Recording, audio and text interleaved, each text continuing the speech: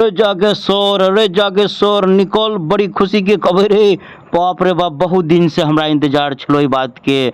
आया निकल, कत छे, बजबो नहीं करे है।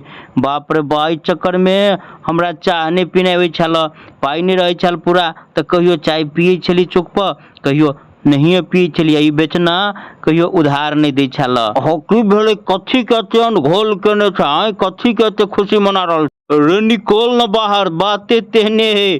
अपना सबके जे पेंशन मिले छलो, कहिया से इंतजार करे छले कि जे बढ़ते बढ़ते 400 से सीधे जे से 1100 क देलको नीतीश कुमार। बड़ी खुशी के बात हो आब, लेकिन ई बात बड़ी बढ़िया केलको नीतीश कुमार। चाय के हेबे कते करते 5 रुपया भोर, 5 रुपया साँझ, 10 रुपया हे 300 के महीना। जते 1100 मिलते तो 300 रुपया कहबे ले धर।